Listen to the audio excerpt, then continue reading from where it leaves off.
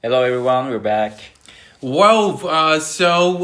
have some new songs, a lot of new chart stuff happening.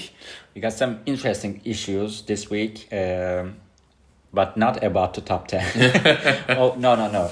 We have a newcomer in the top 10. Yeah, this time we do. Yeah. Finally.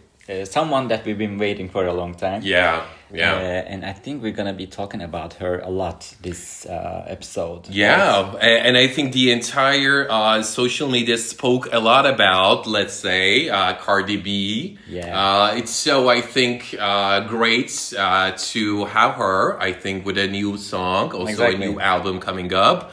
And of course, with some surrounding drama around it, of course. Is she the drama? Yeah. We're referencing the album, of course. We're going to be talking about Cardi B and some changes in the top 10 and top 20 and some other interesting issues in this episode. So let's begin. Wow. So I think some of the things that seems to not have changed and that seems to still keep being there is the number one at Hot 100, Ordinary, right? Yes. So Alex Warren seems to again hold that spot and seems to be holding that spot based on talk of the chart predictions for next week as well. Yeah, I mean, the gap is a bit hard to be, closed. Like, there is no contender. Yeah. But what is interesting there is that I've just looked at the UK charts. Ordinary has been number one for 13 weeks. And it just went down to number 9. And that's because the UK charts have a different system than Billboard Hot 100. If the song has a decreasing performance for 3 weeks straight, then the streams are halved. So that's what Ordinary experienced. So UK charts actually do not favor old songs and these dinosaurs. So as soon as they start falling in streams, in radio, in airplay, they start to go down. I mean, their weights, the streaming weight is down, and that's why we don't see a lot of old songs in the UK charts. So Ordinary seems to be experiencing that fall there, but in US, it's still there. Yeah. It looks like it's going to be there for a while. Yeah. This thing that they call as the accelerated chart ratio, I think seems to make so much sense because, like you said, we've been talking a lot about how these more than 1 year old songs are occupying top 10 and also sometimes even just other echelons of the chart. It is definitely, I think, impacting how the new songs to chart higher, and maybe it does not totally capture the true essence of what is going on currently around the total streams, etc. Yeah, I think it makes so much sense. Yeah, I mean, these charts reflect what is hot. Yeah. And for some extent, I mean, I can understand people are still streaming these songs. They're still popular. But we look at charts to see what's hot and what's new. But charts have become more like consumption charts. Like what is being consumed. Yeah.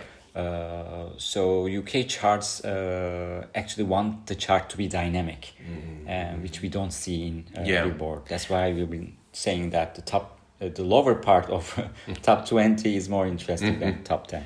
Yeah, especially in an era where, as we talked about in the previous episodes, where people are listening to comfort songs. That's why most of the kind of the algorithm in the streaming platforms are more leaning towards making sure people are listening to the songs that are similar to what they're listening to, rather than making sure they discover new songs. So I think this kind of a system makes a lot sense in an era where, we see more playlisting, we see things like more comfort listening, etc. So I think hats off to the UK official singles chart. Yeah, exactly. Maybe Billboard will introduce some new system. Because Lose Control is closing on 100 weeks. Maybe they are waiting for that. We have a song that charted for 100 weeks. Yeah. But I think it's inevitable to introduce some kind of a new system. Yeah. So I think let's hope for that, because we definitely need that.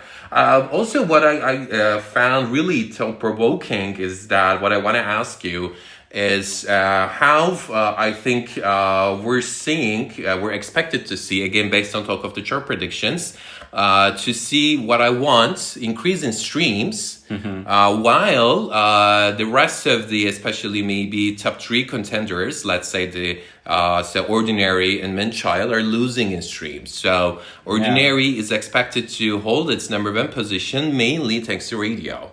Well, what do you think about that? I mean, we've talked about this like a month or ago, that we've been expecting Ordinary to rule the radio chart. And that's what's gonna lead to it becoming the song of the summer. And we said that it could even get to 10 plus weeks at number 1. And that is happening now. Which has led to that chart for a 4th frame last week. Yeah. So people...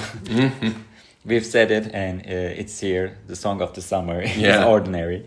So yeah, it's not surprising at all. But What I Want's performance is surprising. Yeah, just like you said. Yeah. And if it wasn't for Ordinary or Man-Child, What I Want would have been number 1 for like 5 or 6 weeks now. Yeah. So that's very interesting. And it's growing. I think what I found that part especially very surprising. And especially, for example, when we look at the US Spotify charts, of course, it's still there, like number 3, number 4, etc. But when we look at, for example, US Apple Music, we see like almost most of the top 10 occupied by Morgan Wallen. So I think also as on the other streaming platforms as well. So the song is getting stronger and stronger. I mean, I don't know if we can see something different in the upcoming weeks. I don't know if it has more radio. A lot of things could happen. I think people were saying that the first week, the performance in the first week of the release, What I Want actually benefited from curiosity streams and how Tate McRae would sound on a Morgan Wallen song. So, there were curiosity streams that propelled it to number 1. Yeah. But we see that people are liking the song. Yeah. It's not just curiosity anymore. Yeah. And also, I think I'd like to add one more dimension to this discussion. Yes. So which is, this song, Man-Child, that Sabrina Carpenter released a couple of weeks ago, are are getting kind of weaker and weaker in streams. Yeah, that's why I wanted to remind you that, because it's getting weaker and weaker in streams. And it's almost like, just in case, the 4th single by Morgan Wallen, released in March, maybe next week, the other week, is going to dethrone Man-Child from its third position. Points. That's very surprising. I mean, Man-Child, we've been talking about Man-Child for past 2 weeks. Yeah. And the media, social media, there has been a controversy surrounding Sabrina Carpenter, the album cover, the Rolling Stone cover. Yeah. People are talking about her, but maybe people didn't really like Man-Child. I think this number definitely showcases that. Yeah. Just by looking at the numbers. But, it's not the espresso style, like, banger hit that people were waiting for. So it's going to be interesting to see what Team Sabrina will do next. Because I'm sure they're not happy with this. Maybe they'll... release some physical copies, vinyls, and some new, I don't know, like remixes or something. But they're not gonna leave that there. Yeah, but also I think we should, applaud Morgan Wallen in terms of his stability. All of his past albums, and also this album has been doing really well, and not just one song. He's almost most of his songs, and he's still strong on Hot 100. I mean, he has just ruled his 5th week on Billboard 200, and he's going for a strong 6th week based on his daily double prediction. So I think that kind of an album strength is some of the things that we see with Morgan Wallen on the solo male singer side, and also on Taylor Swift on the female singer side. So I think he's been dominating 2025 in Billboard 200 and Billboard Hot 100. So that's an amazing accomplishment. And what I want to ask you is that we've been talking about Apple Music versus Spotify, and we had a meeting, guys, before the episode, and we realized that the Apple Music top 10 is dominated by Morgan Wallen, but in Spotify, that doesn't seem to be the case. So, in my humble opinion, I'm thinking that it could be about the kind of the eclectic nature of Spotify, because we know that Spotify's total number of unique users and monthly listeners are bigger than probably US Apple Music or total Apple Music in general, and also maybe from the also versus the other platforms, though official numbers announcements may vary, and there are some also speculations, but also at least that's what we know. So I think that kind of a very eclectic audience on Spotify side, and a more concentrated audience on the US Apple Music and also the other platform side. So I think I think that makes a difference.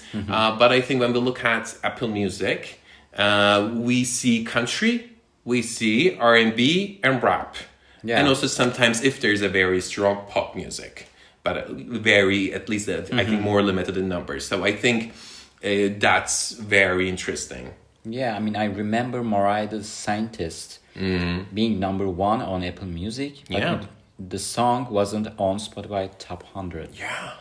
That was very interesting. Definitely. So I think this kind of edge definitely, I think, propels Morgan Wallen and the likes, or like up and coming artists like Mariah the Scientist to chart higher. Definitely. So, also maybe I think it could be really now a great timing to talk about the new comer of top 10 on Billboard Hot 100 for the upcoming July 5th charts. Yeah, let's talk about Cardi B. Yeah. Is she the drama? I mean, she came with it, that's for sure. She loves drama. I mean, because you like drama. You said drama. I mean, let's talk about. Let's just open and talk about the elephant in the room here.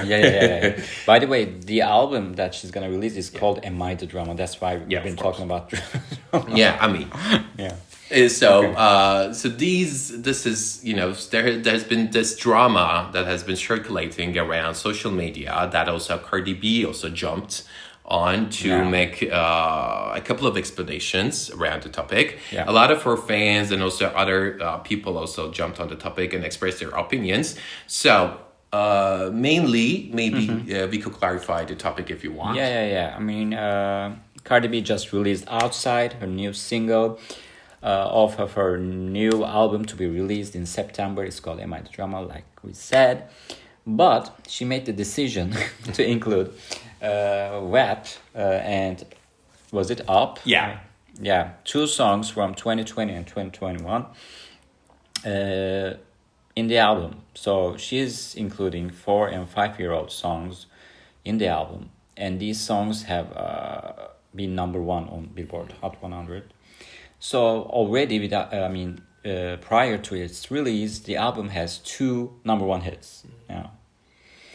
And of course, the streams of these songs is gonna be included in its RAA certifications as well, in its sales figures as well. So Cardi B already has one of the highest selling albums of the 20s all of a sudden. And people are, of course, criticizing that. People are saying that, okay, she's guaranteeing the album eliminating the risk of a flop. So that's a wicked move. Of course, Cardi B responded to these allegations, saying that I did this for the fans. They've been asking for this album, and these 2 songs are 2 of my biggest songs, and they're in line with the album. So go cry about it. I'm not gonna do or say anything else. And she also says that she knows how charts work, by the way. She also says that the sales of these two songs, the overall sales of these streams of these songs don't even count for the first week sales. So what are you crying about? Yeah.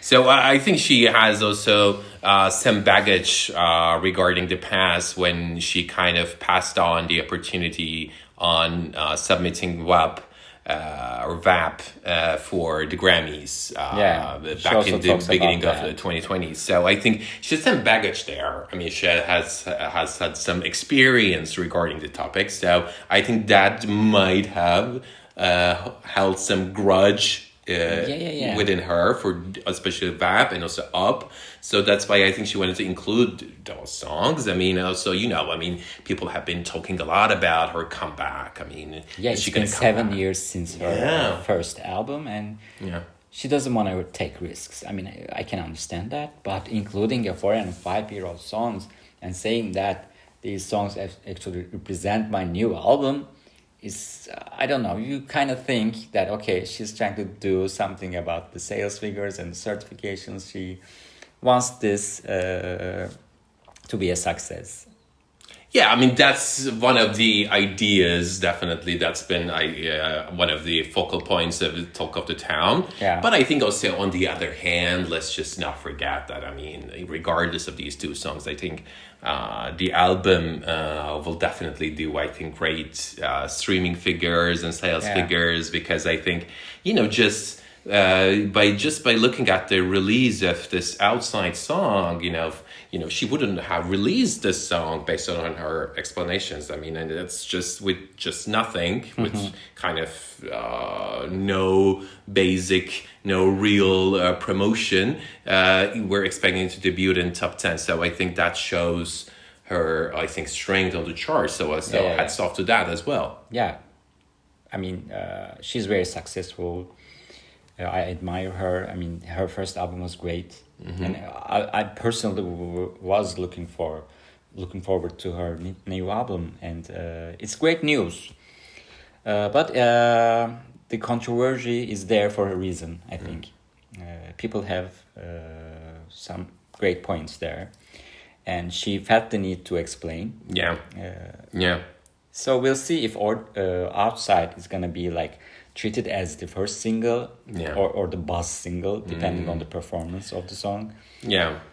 Based on what we have heard, it was treated as the buzz single. It wasn't even a single per se. But I think it seems to be doing well. But I think the main controversy is going to be when the album drops. When we see the figures. Exactly. Yeah, I think that's going to be when things are going to heat up even more. But it can depend on the other single that she's going to release, if she's going to release another one. If that is successful and people are going to say nothing, okay. But if it isn't, she already has guaranteed she has a RA certified album now. I've listened to Outside. It's okay, but it's not the lead single that we've been waiting from Cardi B after all these years. I think it's gonna be treated as a buzz single. People, labels and artists do that. Whenever a lead single flops or doesn't do as expected, they're immediately treated as a buzz single. Okay, this is the real first single, and they come up with another one. We've seen that, so that might be the case now too. Also, I think, again, from another perspective, what I found very intriguing is the release of the song resembles the current state of times, where we see songs first kind of either being leaked or being released by the artist himself or herself on a social media platform like TikTok. And then it goes viral. And the fans kind of demand from the artist to release it, or the entire circulation around the song is just so concentrated. So then the song goes out and becomes so big. And also, I think in this case, moreover, we see that the song is about Cardi B's estranged husband, and Offset. and also she talks about her current boyfriend. I don't know if they're official couple, but at least that's the kind of the talk of the town. So I think these kind of things, a song being about a breakup, someone new, also the cover art, that says that they all add certain elements. Where it is kind of tick. That's what people expect. I mean, for songs to have a story, a real story. Yeah, and that always works. Yeah, I think that's what I found very propelling, because it's raw in that sense. Yeah. People like that raw feelings. Yeah, that's why Taylor Swift made a huge impact. Yeah, from the beginning, because it was real. Yeah, what she went through. That was Cardi B with Outside. After this angry song, as also Cardi B puts it. So maybe let's talk about maybe not so angry song, which is again expect to reach new heights by the new one and only, I think I would like to call it as Raven Lene. Yay. Love Me Not. We talked about Love Me Not having a new peak at Billboard Hot 100. Then it's expected to reach another peak now, and number 14, predicted by Talk of the Charts. And I think it's increasing in radio and in Spotify. And what you showed me in our meeting is there was an article on which side? I think it's Daily Double. Oh, okay. Love Me Not has 4 million video creations in TikTok, and those videos have over 10 billion views. Huge. That is huge. Huge. I think, just looking at that virality, I mean, you see how a song goes up like this. And also, I think, compared to her last songs, as we talked about in the previous episode, this one is super cross genre, with R&B and pop, etc. And also now the song is being promoted to pop radio as well. Yeah, that's going to have a huge impact in its longevity in radio. And Mutt also is being serviced there. So Mutt and Love Me Not, the most exciting thing happening in Billboard Hot 100's top 20. So we're gonna be maybe seeing new peaks for these songs. Also, I think when we look at the kind of the songs that we talk about up to now for today's episode, we talk about What I Want, we talk about Love Me Not, we talk about Mutt. Mainly, and all of these songs are rooted in some genre, but they're kind of crossing over to pop. I think, I don't know, maybe this year we do not see a lot of pure pop songs, at least not a lot versus the previous years, but we see songs that are rooted in one genre but kind of crossing over to pop to kind of get the appeal and to kind of get the song going. I don't know. What do you think? I agree, and it is the key to having chart success, I think, crossing over. So labels know that, artists know that, so they have a strategy built around that. So they're playing every game at this point. Mutt isn't exactly a pop song. It's pure R&B. But pop radio is willing to play that song. Because I think the song definitely embraces that in terms of the background, production, and the beats. But I'm glad for these two songs. And if it wasn't for the dinosaurs in the top 10, now we would have two top 10 That's for songs sure. for Raven Lene and Leon Thomas. And also, I think maybe moving forward to another old song that is preventing the new ones from charting higher is Story I'm Here for Someone Else, maybe, and also I think more accurately, Mystical Magical. Let this song have its mystical magic, right? I mean, we've been talking about Mystical Magical and its potential for some weeks now. And Benson Boone released the album last week, and we could talk about Benson Boone by the way, and the controversies surrounding the album. Pitchfork gave the album 3.1 or something like that. I think that was a bit harsh. The album is solid, by the way. It has these hits that's lingering in top 50. It's an okay album. It's not the album you give like 3 points to. So I think there's some kind of movement to, I don't know, this Benson Boone, and he addresses that in the Mr. Electric Blue video. They are calling him one-hit wonder when he is not. We see a lot of hits there, but because Beautiful Things isn't moving out of top 10, it seems like he only has one hit for the general public. That isn't the case. I definitely agree. I mean, when you look at American Heart, you run into some songs that you feel like, oh my God, this song is amazing. And this, you listen to it, this song is amazing too. I mean, for example, one of the deep cuts, Take Me Home. I think I loved how mid-tempo pop ballad it is. And I think the other songs, I think it really has its certain appeal. And I think Benson Boone has a really good way of telling a story. And I think it's so raw. He has his own style.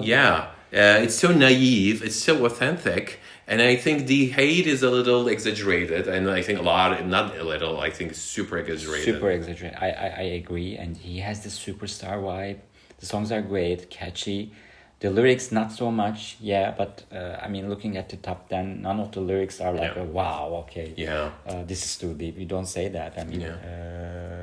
So it's a bit unfair. We don't see a lot of lyricists in this time of age. Of course. So I think at least the song definitely, I think, deserves at least mystical, magical high positions. And now it's getting its radio flowers finally. Yeah, I heard that. And it's also doing well on Spotify. So it's, I think, in a matter of time we might see mystical, magical surpassing. Sorry, I'm here for someone else, thanks to the streams and radio support, but not Beautiful Things. That might happen in 2027. Okay. So I think despite all the hate, still congrats to Benson Boone, because based on his daily double predictions, we're expecting the album to debut at number 2 with 60K, which is, I think, decent. Regarding, when you look at all of this hate. People are responding, and people are they like Benson Boone. It's just the critics that isn't really fond of him, and we don't understand why. Hopefully one day they will kind of really convince themselves to listen to him and look from a fresh perspective. Probably. It's all, I think, in Twitter. If Twitter stand up for Benson Boone and just say something to those critics, and they immediately change their minds. And that's what's gonna happen, I think. So I think we can also talk about the newly released songs. So one of them, I think that I'd like to ask your opinion is On My Mind by Alex Warren and ROSÉ. How did you find it? How did you also find the first reception?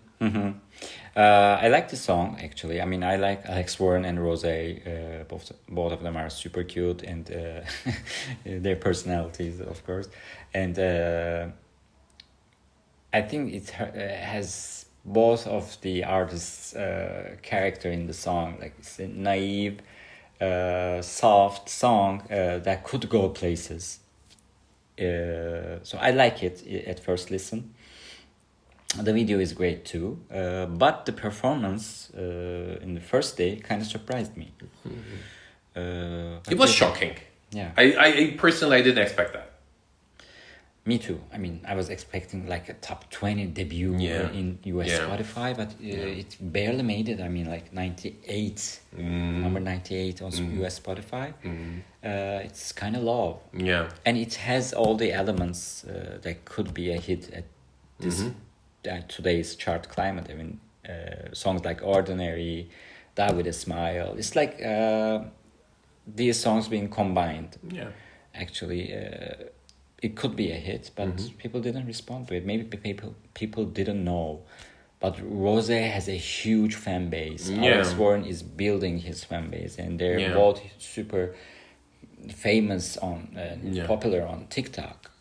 Yeah, I think, I don't know, maybe, the song is a little, both folk and pop. I don't know, if, especially other than the chorus, the song is a little, I think not even mid-tempo, I think during the verses, verse 1 and verse 2. So I think, I don't know, maybe that is the reason, but I think the chorus is super catchy. Yeah. And I think if they continue to play with it, and if they really, I think we're going to see the song being promoted to radio. I mean, it has a radio deal apparently. Yeah, I think it has still more potential, and I don't think the song is dead in a sense, quote unquote, yet. No, it's too early to talk about that actually. Let's see what the label is gonna do. Atlantic, it seems to be pushing this to radio and replace it with Ordinary at some point. But I don't think they're gonna let Ordinary go until it reaches like 10 weeks at number 1 because it's like super comfortable at number 1 right now. I think if What I Want suddenly just increases its radio airplay, I don't know, by 200%. No, What I Want isn't going to be the one to replace it. Probably a new song will do that. By whom we don't know yet. Yeah. So maybe I think another new song by 3 legends maybe we can talk about. Yes, Murat, we should talk about that. You've listened to One Heart, One Voice. Yeah, I think when I listened to it, it was like I really felt like I was one heart and one voice. Wow, really? Because I think this song, capturing that nostalgic essence and taking us back to those times when we, had Celine Dion, Mariah Carey, Whitney Houston ruling the charts. I don't know, exactly. Also kind of this musical essence that we hear in Barbara's tone. Oh God, I missed. Yeah, every one of these 3 legends. Have their own tone and own style, and we can see that the song is very 90s, very Disney. It's a bit long. Actually, it's an interesting song actually, and the performance, of course, wasn't that well, but it's not a single that is being promoted by any of these artists. So it did 317K. In its debut day on Spotify, right? So do you think, Murat, is this okay, or is this a flop or a failure? I don't think at this point, if we gotta, judge every release based on numbers, because I think this is definitely not a song, for the charts. I think it is a song for the message it contains and how 3 generations of women, come together to reflect one message towards exactly. That is the point. It's the not world. About charts. So I think it's definitely not a flop. I think it's definitely great by itself for the audience having the prerogative to listen to them. What do you think? I think it's a decent performance, and people really wanted to see how Barbara, Mariah, and Ariana sound together, and the reviews are nice. Everybody is talking about how 90s it sounds. I like it too. It was a fresh, actually, like a breath of air. So it was nice. Wow. Would you have anything to add before we close out? What I want to add is that we have some album news actually from Cardi B releasing Am I the Drama in September, and Maroon 5 also announced that they are releasing their new album in August. Sabrina is coming in August. Ed Sheeran is coming with a new album. in September. So in August and September, we might finally see some movement and change in Billboard 200. So that's what I wanted to say, actually. And maybe one prediction before we close out. Do you think by the time these albums are released, do you think they're going to dethrone Morgan Wallen from its top position on Billboard 200 by then? I think Sabrina will, depending on their strategy with the new single. Probably, I think there's gonna be another single after Man-Child, and I'm expecting Cardi B to debut at number 1 too. What do you think? I think it will depend a lot upon what Morgan Wallen wants to do. I think if Morgan Wallen just releases another version, or a physical copy, I think definitely. Yeah, he might want to hold on to number 1 and break a record or something. I think if he wants to hold on to that spot, I think he can. I think definitely as a male soloist, I think he holds the top spot. I think for me right now in terms of just basic chart consumption figures. Yeah. So I think definitely if he wants to hold on to that, I think he can. If he doesn't, if he wants to let go, I think he will. I think that is some prediction. Okay. Just based on, I think, statistical figures with no personal opinions involved. Yeah, I know. But Sabrina team, Team Sabrina will want to have that number 1. Yeah, so that's for sure as well. They're gonna do everything they can. So maybe another kind of like Travis Scott versus Sabrina Carpenter race. We might see that. Yeah. So before finally, some excitement is coming. Billboard 200 is always kind of hosting these kind of races. Yeah. So we might see another Sabrina Carpenter versus Morgan Wallen. Before we close, this week I can't close. Did you hear about what Teddy Swims did? Oh, really? What did he do?